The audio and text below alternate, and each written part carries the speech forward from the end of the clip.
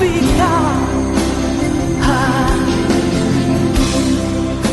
Sangre que me redime, preciosa sangre, la sangre de Jesús. Sangre que me da la paz,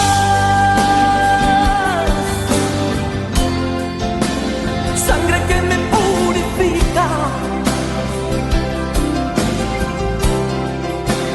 sangre que me redime, preciosa sangre, la sangre de Jesús.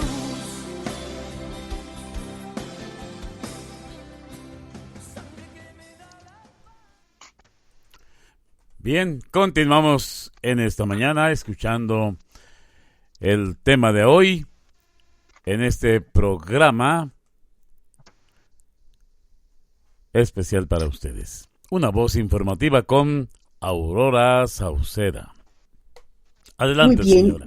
Sí, gracias. Muchas gracias, señor Álvaro. Bueno, pues después de haber escuchado este tema que se ha presentado, la sangre de Jesús, entonces vamos a continuar con la exposición de la palabra. Y quiero decirle, muy estimado, que vamos a hablar acerca de la sangre del pacto eterno. Y quiero decirle también en esta mañana que este tema es por voluntad de Dios, porque Él tiene plan para la vida de cada ser humano. Y el plan es plan de vida y no de muerte. ¿Por qué razón? Porque Él no quiere que nadie se pierda, sino que todos procedan al arrepentimiento. Muy estimados, después, mire usted, de haber considerado en las programaciones pasadas los sucesos del Calvario, ahora entendemos claramente que la muerte, que la sangre y la resurrección de Jesucristo son un camino vivo y nuevo para llegar a su reino eterno después de la muerte. Mire usted, para ello tenemos la palabra del Señor que se encuentra en Hebreos capítulo 10 y el verso 20. Y dice así: por el camino nuevo y vivo que Él nos abrió a través del velo, esto es, a través de su propio cuerpo. Estoy dando lectura en la versión popular. Muy estimado, escuche lo siguiente. Está escrito, oiga bien, en la palabra, que en la última reunión íntima que el Señor Jesucristo tuvo con sus discípulos en el aposento alto para la celebración de la Pascua, el Señor les dijo a sus discípulos lo siguiente. Allí lo tenemos en el Evangelio según San Lucas, en el capítulo 22 y el verso 15. Y la palabra dice: oh, cuánto he deseado celebrar con ustedes esta Pascua antes de mi muerte, porque les digo que no volveré a celebrarla hasta que se cumpla en el reino de Dios. El verso 19, y tomó el pan y dio gracias y lo partió y les dio diciendo: este es mi cuerpo entregado a muerte en favor de ustedes. Y en Mateo 27, 28 tenemos la siguiente escritura. De igual manera, después que hubo cenado, tomó la copa diciendo: esta copa es el nuevo pacto en mi sangre, que por ustedes se derrama. Beban todos ustedes de esta copa, porque esta es mi sangre, con la que se confirma el pacto, cual es derramada en favor de muchos para perdón de pecados. Muy estimado, pero ¿qué es un pacto? La pregunta es esa. Y viendo el diccionario, tenemos aquí una definición de lo que es un pacto. Un pacto, dice, es una alianza, un convenio, un trato, un acuerdo entre dos partes de igual o desigual autoridad. Así dice el diccionario. Mire usted, permítame decirle que al transcurso de los milenios, Dios ha concertado pactos, porque Dios siempre ha tratado de relacionarse con el ser humano. Algunas veces las personas dicen, pero pues ¿dónde está Dios? No, Dios siempre está ahí. Lo que sucede es que nosotros no entendemos, no conocemos al Señor. Solo sabemos de Él, pero no le conocemos. Pero Dios siempre ha concertado, repito, pactos, porque Dios siempre, pues Él está tratando de relacionarse con el ser humano. Mire usted, después de la caída de Adán, Dios hace el primer pacto, que se convierte en una promesa, y es el pacto edénico. Pero las cosas se cumplen en el tiempo de Dios, y habrían de transcurrir 4,000 años para que se cumpliera el primer pacto. Y al cumplirse este pacto, que es la promesa de Génesis 3:15, sería el fin de los pactos, porque sería el último de carácter eterno en Cristo Jesús. Porque allí, en Génesis 3:15, el Señor hace el pacto y la promesa de dar un Salvador para toda la humanidad, poder ser rescatada de la condición del pecado. Muy estimado, mire usted, permítame darle la información siguiente, que el derramamiento de sangre de 2,500 corderos sacrificados para la celebración de la Pascua de aquel 14 del mes de Abib o el mes de abril del año 33 era insuficiente para la salvación de la humanidad. ¿Por qué 2,500 corderos? Porque si usted se recuerda que en una de las programaciones anteriores les hablaba que para la Pascua se congregaban en la ciudad de Jerusalén como 3 millones de judíos para la celebración de la Pascua. Muy estimado. Vamos a continuar adelante. Solamente quise hacer esta aclaración. Mire usted,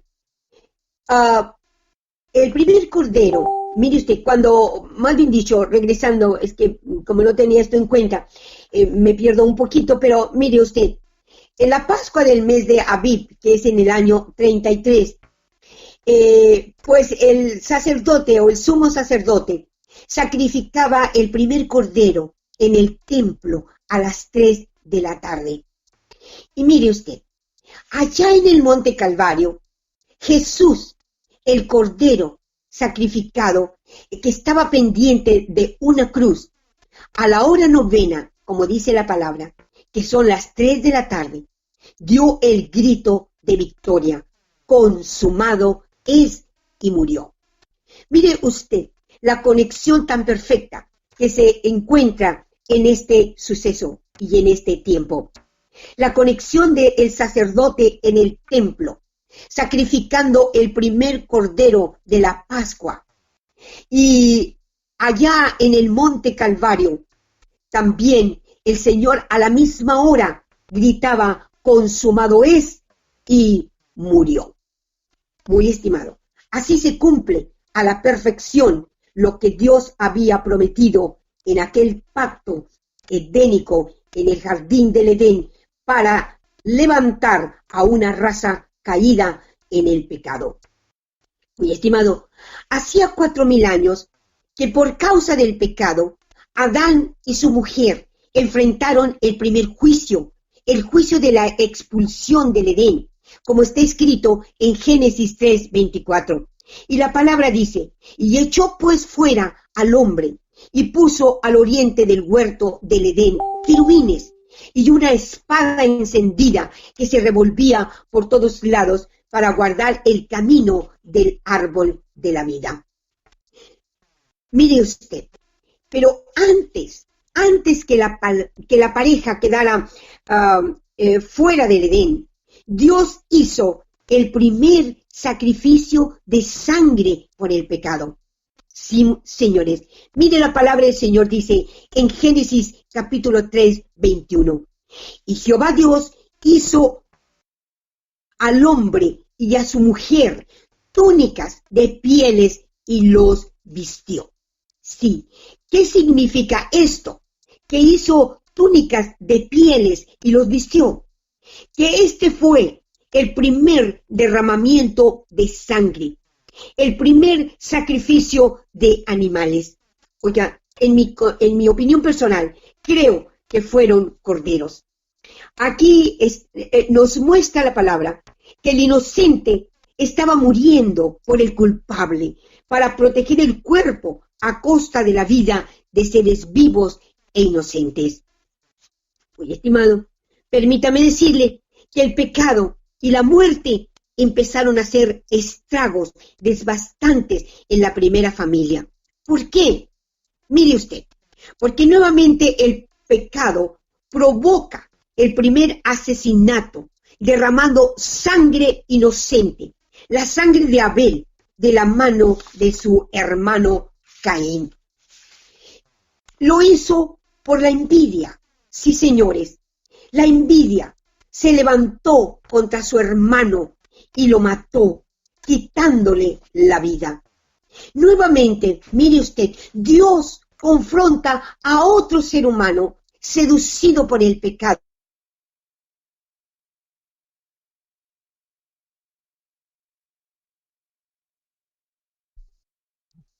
Bien, parece ser que se nos fue la señal. Sí, don Álvaro, parece que se nos fue la señal. Ya estamos. Ok, está bien. Bueno, decía que nuevamente Dios confronta a otro ser humano seducido por el pecado y convertido en el primer asesino. Mire usted, Génesis capítulo 4, versos 9 y 10, dice en la versión católica: Yahvé dijo a Caín, ¿dónde está tu hermano Abel? Y él le respondió, no lo sé. ¿Soy acaso el guardián de mi hermano? Entonces Yahvé le dijo, ¿qué has hecho? La voz de la sangre de tu hermano grita desde la tierra hasta mí. Mire usted, muy estimado, el pecado se incrementó y de acuerdo al proceso de la multiplicación. Pero había, oiga bien, la promesa de un Salvador que pagaría el rescate con su propia sangre. La sangre, escuche bien, la sangre del pacto eterno, como está escrito. Jesús, muy estimado, es el mediador de un nuevo pacto. Así lo dice Hebreos 9:15. Así que por eso es mediador de un nuevo pacto, para que interviniendo muerte para el perdón de los pecados que había bajo el primer pacto, los llamados reciban la promesa de la herencia eterna. En el primer pacto, en el Edén, estaba la promesa de un Salvador. Y ese Salvador firmaría el pacto con su propia sangre. Y de esta manera tenemos hasta este día la oportunidad de aceptar esa herencia eterna. Mire usted, Hebreos 8:6. Pero ahora tanto mejor ministerio es el suyo, cuanto es mediador de un mejor pacto, establecido sobre mejores promesas. Hebreos 7:22 dice, por tanto Jesús es fiador de un mejor pacto. Hebreos 9:24.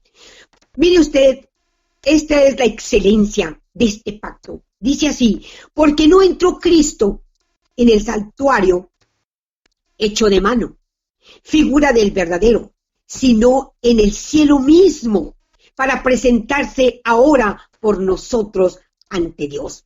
Sí, señores, porque antes de Cristo, el sacerdote entraba año a año al templo que se había construido, al templo de Dios en Jerusalén, la casa de Dios.